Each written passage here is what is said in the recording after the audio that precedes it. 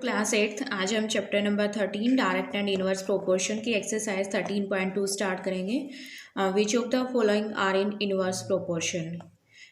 यहाँ पे हमें कुछ स्टेटमेंट्स गिवन हैं और इन्हें हमें पढ़ के ये बताना है कि ये इनवर्स प्रोपोर्शन में है या नहीं है। तो फर्स्ट में क्या दे रखा है, the number of workers on a job and the time to complete the job. क्या बोला है कि job number of workers given है और टाइम जॉब को कंप्लीट करने का, कार्य को कंप्लीट करने का। तो यहाँ पे जितने हम वर्कर्स लगाएंगे उतने ही कम समय में टाइम कंप्लीट होगा, या फिर जितने कम वर्कर लगाएंगे उतने ज़्यादा टाइम में वर्क कंप्लीट होगा। तो यहाँ पे हमारा कौन सा यानी कि इन्वर्स है। अगर वर्कर कम है तो टाइम ज़्यादा, और अगर वर्कर ज़्यादा है तो टाइम क्या लगेगा, कम लगेगा। तो यहाँ पे हमारा क्या है, इन्वर्स प्रोपोर्शन। नेक्स्ट पार्ट क्या है, the time taken for a journey and the distance travelled in a uniform speed. अब यहाँ पे क्या है, टाइम गिवन है और डिस्टेंस गिवन है।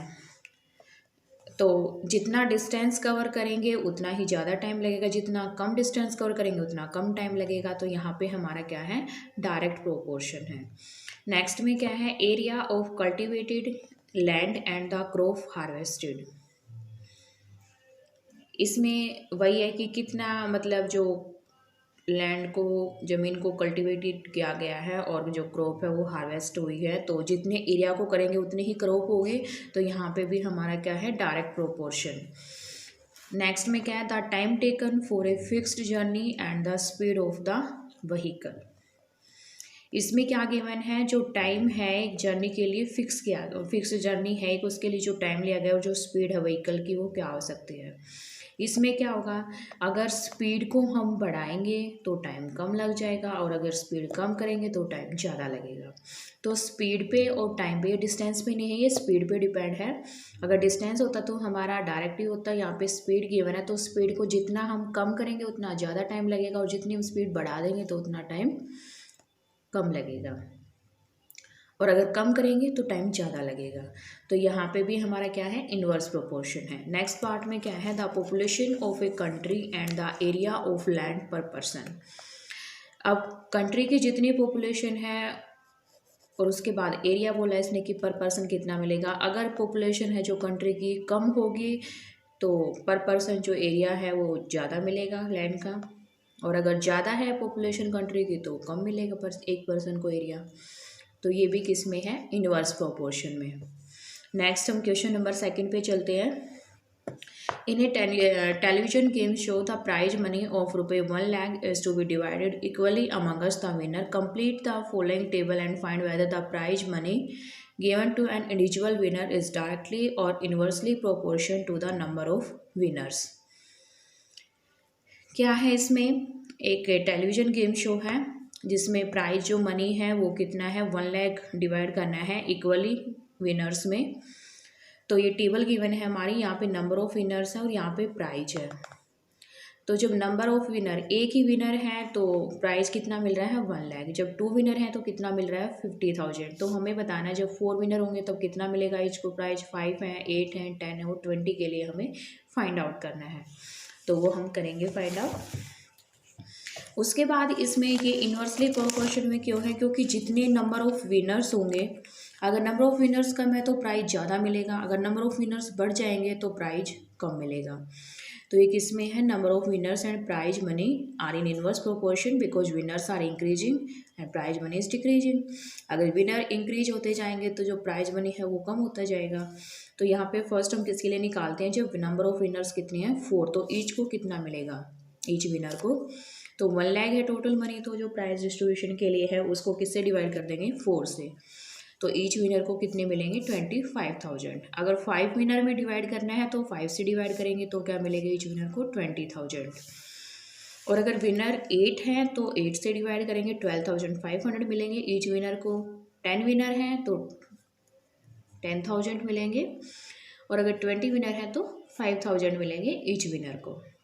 तो ऐसे हम फाइंड आउट कर लेंगे कि ईच विनर को कितना प्राइज मिलेगा। नेक्स्ट क्वेश्चन नंबर 3 में क्या गिवन है, Rahman is making a wheel using spokes.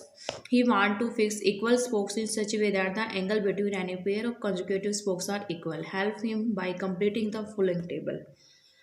जो रहमान है वो व्हील बना रहा है स्पोक्स का यूज करके, तो इक्वली स्पोक्स लगाना चाहता है जिससे उनके बीच में जो एंगल है वो सेम बने।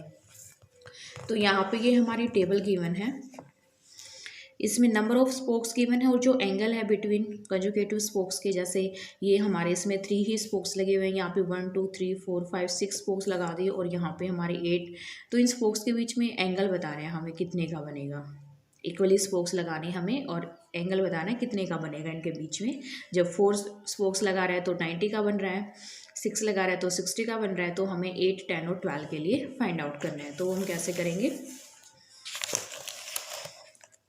ये भी इन्वर्स प्रोपोर्शन में है। अगर स्पोक्स से ज़्यादा बनाएगा तो जो एंगल है वो कम का बनेगा, और अगर स्पोक्स कम लगा रहा है तो एंगल ज़्यादा का बनेगा। तो ये भी इन्वर्स प्रोपोर्शन से ही निकालेंगे। अगर नंबर ऑफ स्पोक्स हैं 8, तो हमें पता है जो सर्कल होता है, ये मान लिया सर्कल है, तो सर्कल का जो ये कंप्लीट एंगल है ये कितने का बनता है 360 का।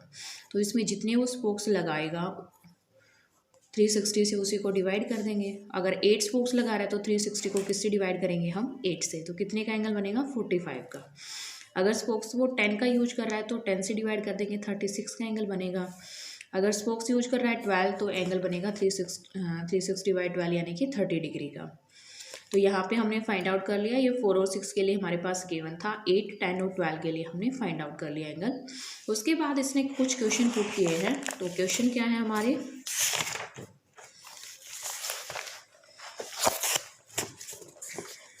are the number of spokes and the angle formed between the pair of consecutive spokes in inverse proportion। इसने पूछा आपसे कि जो नंबर ऑफ स्पोक्स और जो एंगल बन रहा है इन पेयर्स के बीच में, कंजुगेटिव स्पोक्स के बीच में, क्या वो इनवर्स प्रोपोर्शन में।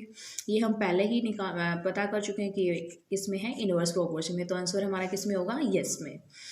उसके बाद एंगल निकाला है किसके बीच में, पेयर ऑफ कंजुगेटिव स्पोक्स होने वही विद 15 स्पोक्स। अगर हम 15 स्पोक्स का यूज करें तो कितने का हो, 15 स्पोक्स के लिए हम क्या कर देंगे, 360 को 15 से डिवाइड कर देंगे तो कितने का एंगल बनेगा 24 डिग्री का। नेक्स्ट है हमारा, how many spokes would be needed if the angle between a pair of conjugative spokes is 40 degree. अब की बार इसने एंगल दे रखा है और हमें स्पोक्स फाइंड आउट करने हैं। तो हम 360 को 40 से डिवाइड कर देंगे तो कितने स्पोक्स लगेंगे हमारे, 9 स्पोक्स। तो यहाँ पे हमारा क्वेश्चन नंबर जो 3rd है वो कंप्लीट होता है। Thank you.